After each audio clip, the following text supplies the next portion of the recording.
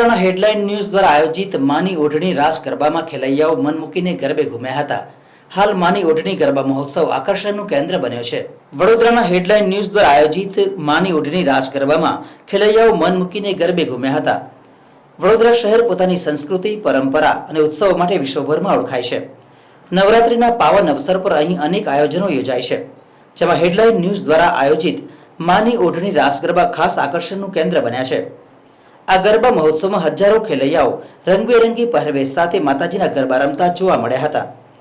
પરંપરાગત તાલ અને સંગીતના સુર પર ખેલૈયાઓ એક સરખા તાલમાં રમતા જોવા મળ્યા હતા, ત્યારે સમગ્ર માહોલ ધાર્મિક ભાવનાથી ભરાઈ ગયો હતો। કોમર્શિયલાઇઝેશનના ધમધમાટના યુગમાં જ્યાં ખેલૈયાઓએ 2 થી 5 હજાર ગરબે ઘૂમવા માટે ખર્ચવા પડે છે, તેવા સમયમાં હેડલાઇન ન્યૂઝના સીએમડી ગિરીશ સોલંકીના વિઝન અને માર્ગદર્શન હેઠળ યુવા વર્ગ અને સ્થાનિકો ભારે પ્રશંસા કરે છે। માત્ર 1 રૂપિયામાં પાસ સાથે આકર્ષક ઇનામો અને ઉત્તમ સુવિધાઓ સાથે ગરબાની સુરક્ષાનું પણ ખૂબ ધ્યાન રાખવામાં આવે છે। વડોદરા શહેરના ગોત્રી વિસ્તારમાં યોજાતા હેડલાઇન ન્યૂઝ દ્વારા આયોજિત રાસોત્સવમાં ખેલૈયાઓ ઉમંગ અને ઉત્સાહભેર ભાગ લીધો હતો। નવરાત્રિના પાવન અવસર પર આયોજિત આ રાસોત્સવમાં હજારોની સંખ્યામાં લોકો ઉપસ્થિત રહ્યા હતા। બીજા નોરતે આ રાસોત્સવમાં શ્રેષ્ઠ પ્રદર્શન કરનાર ખેલૈયાઓને આકર્ષક ઇનામો આપી પ્રોત્સાહિત કરવામાં આવ્યા હતા। પ્રથમ, દ્વિતીય અને તૃતીય ક્રમે આવનાર વિજેતા ખેલૈયાઓની યાદી આ પ્રમાણે છે। પ્રથમ વિજેતા રહ્યા હતા સાગર કાંગસિયા અને રાધા કાંગસિયા। દ્વિતીય વિજેતા હતા જે માત્ર 5 વર્ષની નાની બાળકી નવ્યા ચૌહાણ હતી, જ્યારે તૃતીય વિજેતા હર્ષિત પરમાર રહ્યા હતા।